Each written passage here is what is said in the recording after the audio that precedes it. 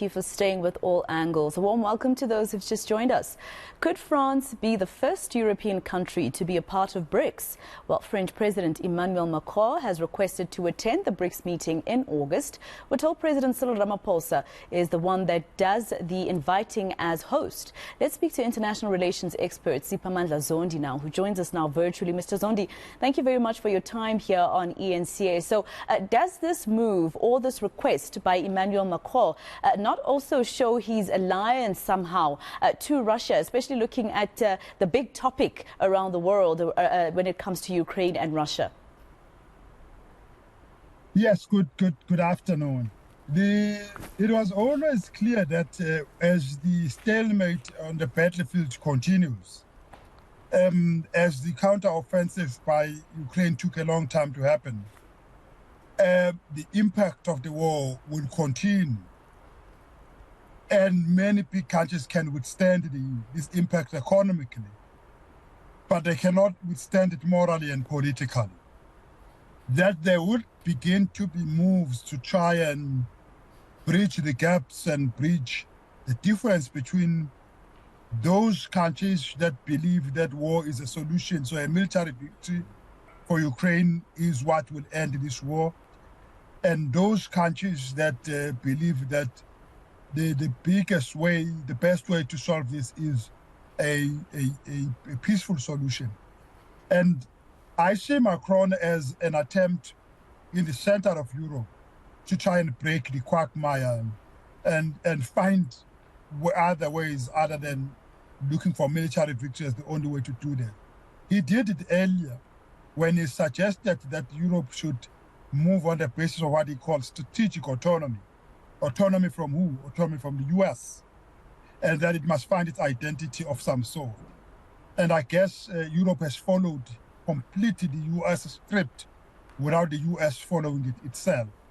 Perhaps there is a feeling now that Europe must find its identity in France, and that France is trying to reach out to the Brics countries and see if we can find another way to resolve this issue.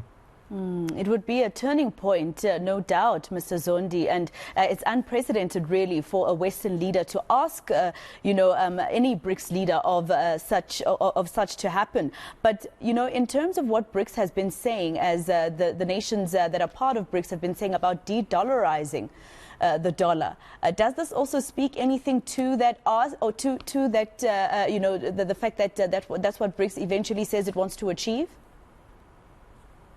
Emmanuel Macron has given us the concept of strategic autonomy, which is that the EU, or at least the way he sees it, is seeking from some sort of autonomy from US hegemony without breaking ranks with the United States, but to find its own identity within the US umbrella, rather than to completely disappear under US control that has been happening since the Russian invasion of Ukraine.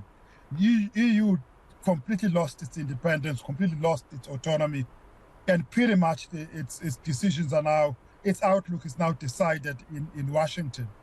And in line with that, the EU has been talking about not following the US on everything. Look at the question of China, how they're doing China. They've been trying to kind of be more refined about this war with China, the economic war with China, allowing some elements of relationship to continue, and including also with the sanctions on Russia. While the US has blocked everything and that, the EU still imports gas and oil from Russia, but mostly through other countries and all that. Then trying to find their own identity, and I don't think Macron will be too worried about de-dollarization. It's only Americans who are worried about that. Macron also would wish de-dollarization to improve the role of the euro as one of the major reserve currencies in the world.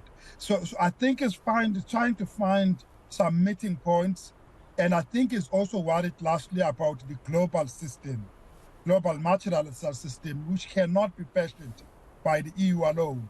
It needs to partner with emerging countries, including those that are in Brics. We should expect them to try to reach out to non-Brics but emerging countries as well, to fashion a new global consensus which has now died.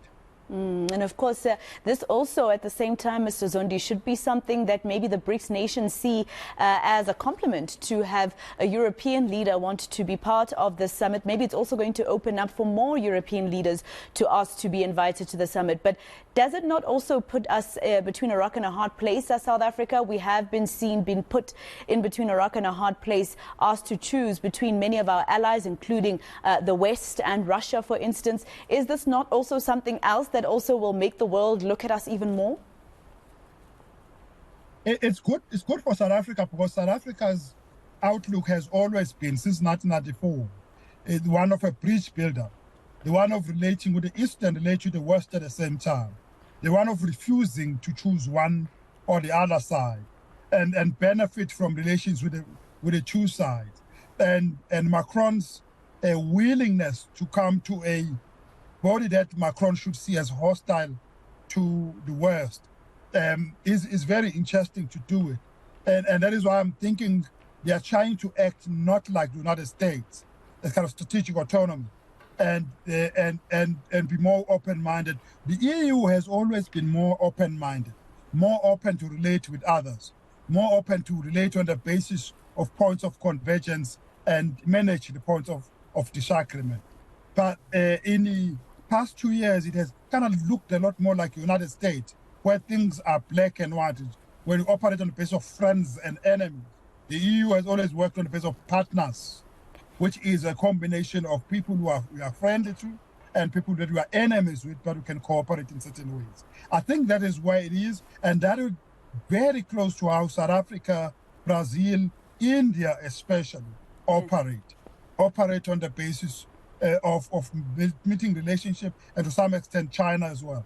When you can find areas of common agreement, you work on those, and then you manage the ones where you disagree.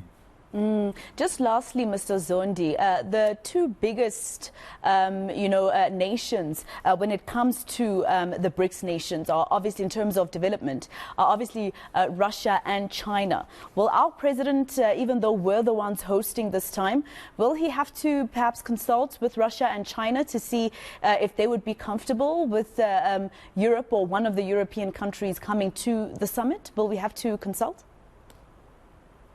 We'll have to consult with Brazil, Russia, India, and China, because it's a BRICS summit. So the BRICS must know who's being invited, must be put up to speed about the event. But there's a little bit of room and autonomy for a host to bring in other people.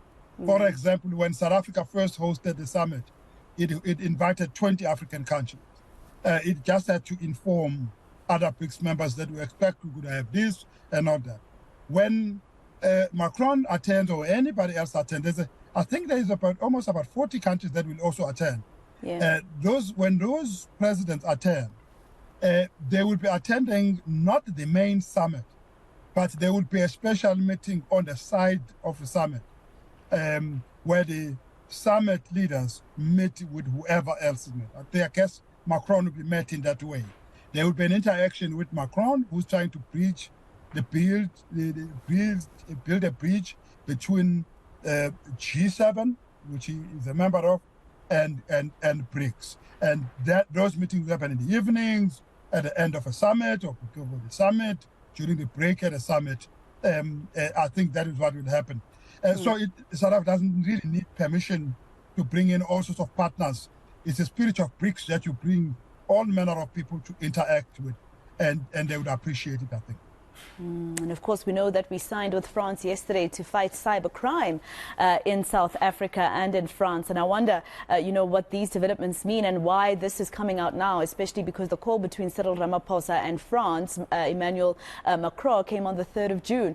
Very interesting developments, Mr. Zondi, I must say. Thank you so much for speaking to us. We'll definitely still remain in contact with you as these developments continue. That was international relations expert Siphamandla Zondi.